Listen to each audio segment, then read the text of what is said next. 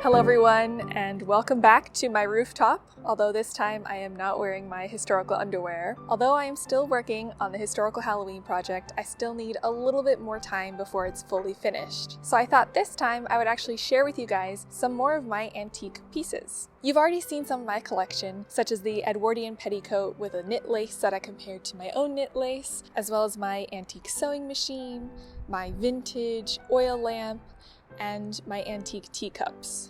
I won't be showing you any more of that, but I will be sharing with you some more of the antique clothing pieces that I own.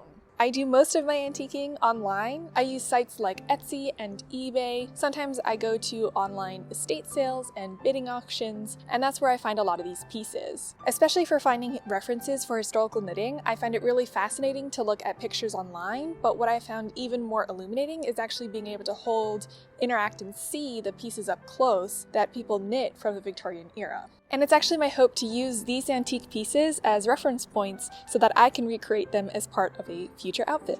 Alright, so let's take a look at some of the pieces that I've collected over the last year or so.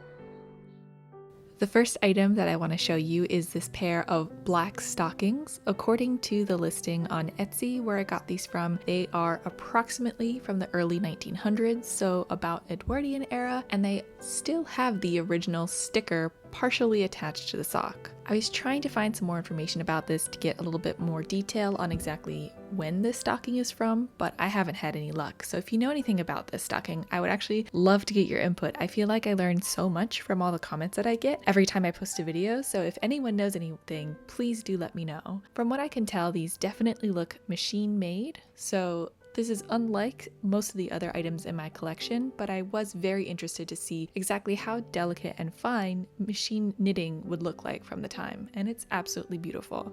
I do have a few pair of stockings, so this is another pair of stockings, also from Etsy, but this time these are hand knit and made out of a white cotton material. They measure approximately 18 inches from the cuff to the bottom of the heel, and that's another reason why I like to have the stockings too. I'm interested in the size. Now, the way that I can tell that these are hand knit is there are some very slight differences, maybe you would call them imperfections, but just kind of hallmarks of what makes them hand knit, and that would be the varying tension in the actual fabric and material that you can see, as well as some differences between the right and left sock. So when you compare the right and left toe, the decreases look slightly different. One toe is pointier than the other. The other difference that you can see is in the heel gusset. So in one of them, the line goes further down the foot than the other, so the decreases were done slightly different between the two heel gussets. I also really like looking at the decreases and some of the fixes that happen to the sock over time. I'm not exactly sure when this sock was darned or fixed. Maybe it was with the original owner, maybe it was some subsequent owners, but these are definitely very delicate and they have multiple holes in them, so I tried to handle them as infrequently as possible because I don't want them to unravel on me. The yarn is also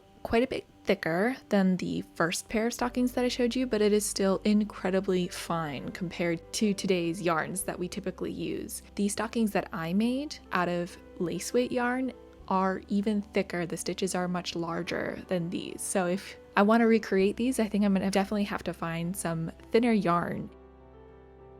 While the first two pair of stockings were definitely meant for an adult, these are child-sized stockings. They're much smaller, about 11 inches from the cuff to the heel, and while the listing says that they are antiques and possibly hand knit, I can definitely say that they are definitely hand knit. I'm not exactly sure if they're antiques or not, but I do still find them really beautiful to look at. So what are some things that give away that these are hand knit? Well, first of all, if you look at the difference in the heel from both of the socks, this heel is stockinette stitch, while the other heel on the other sock is actually the reverse of that. So I think someone was a little inconsistent between the heel construction of the two socks. These are also a little bit in not so great condition. There are a few threads that are coming apart. So I also try to handle these as delicately as possible because I don't want them to unwind on me. They're also quite yellowed and with age. So I believe these were a much brighter color originally, but they definitely have yellowed with time. The other thing that kind of gives away that these are hand knit, in my opinion, is the fact that the pattern on the socks are reversed. So on one of the socks, you can kind of see these crossover stitches very clearly on the outside, versus the other one, that pattern is on the inside. of the sock. And you would think that if you turn it inside out, that maybe you get the right pattern in the right direction and maybe the heel turns the right way around, but then your foot, the bottom of the foot stockinette section would be the wrong way around. So I think someone mixed up exactly where they're knitting which part of the pattern on these socks, but they still look really, really cute. Next, I managed to acquire some aprons with hand knit lace trimming. This one I also got from Etsy, and it's really exciting to me because it has actual provenance. I don't know if that's the right word for what I mean here, but I actually know that this is an apron dating to 1860, and it belonged to Susan Rebecca Boynton, who was born in 1838 in Concord, New Hampshire. And I think the fabric is really interesting because while the bottom of the apron looks like it has pin tucks, it's actually, I believe, part of the weave. So it's woven thicker in those areas to make it almost look like it has pin tucks and add a little bit more extra volume and structure to the bottom of it. It's also quite a long apron. It's about 36.5 inches long, so when I wear it, it reaches quite far down, and the lace is so incredibly intricate with this beautiful border. I've been trying to study it in much more detail because I find it very interesting how she managed to go around the corner on both ends of this hand knit lace.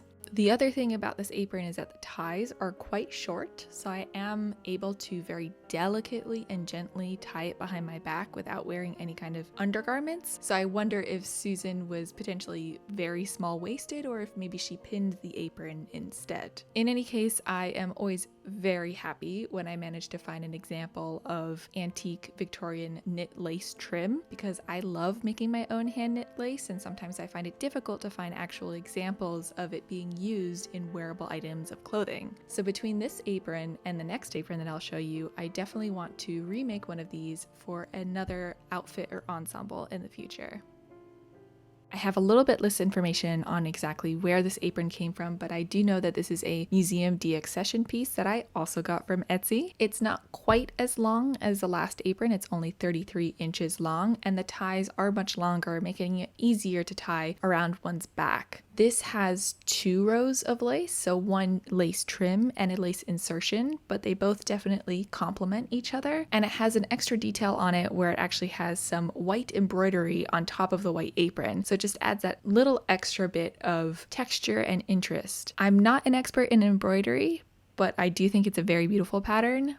But the knit lace is so delicate, so beautiful, and really open. And once again, the size of the yarn is just so small. So I'm glad that I'm starting to use smaller yarns as I'm making different pieces. But if I do want to recreate an apron like this, I'm definitely going to have to do some trial and error to make sure I can get the same stitch sizes as they did back then. I also don't know the exact time frame of when this apron is from. The listing only said that it's a Victorian ladies' kitchen apron, but it still is very reminiscent to me of the lace patterns that I've seen in the pattern books, and the embroidery is very close to the ones that I've seen in the stitch books that I own. What's also different about this particular apron is that whoever made it also made enough lace to trim both of the ties at the back, so it adds a little extra detail and interest to the apron overall. I believe this is the one that I'm going to try to recreate in the future.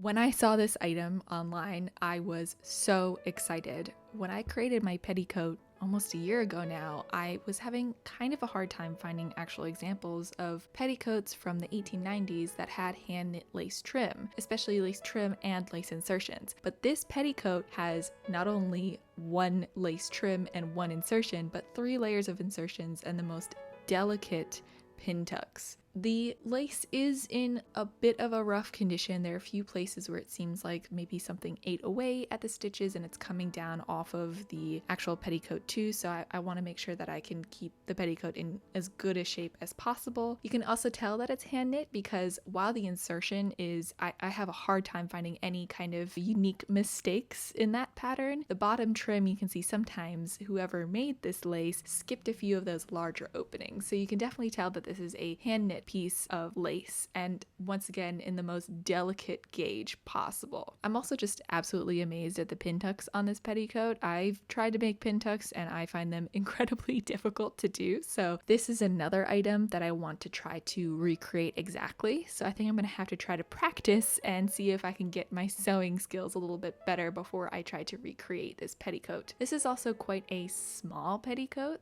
The waist, I believe, is around 21 inches and is a tie in the back. I definitely wouldn't want to try this on. Like I said, the knit lace is in kind of a delicate condition, but even if I wanted to, I definitely don't have a 21-inch waist, so I couldn't. For other reference, it's 38 inches long, and according to the listing, it is from the 1890s.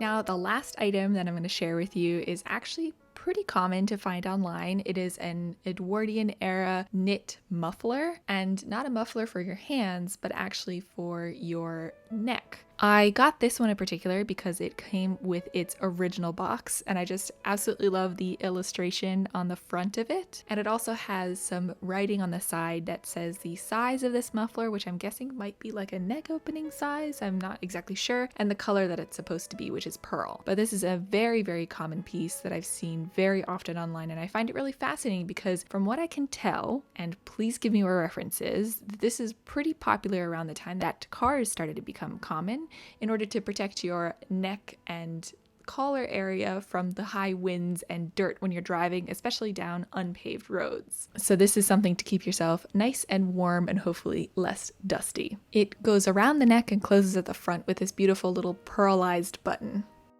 And that is it. That is my entire newly acquired antique collection. And if you have any more information on any of the things I've shown you, please leave me a comment. I want to know more about these items. Thank you so much for watching. I hope to see you next time because I will be revealing my historical Halloween costume. And as usual, I'll just leave the links to all of my other social pages down below if you want to check me out somewhere else. See you next time.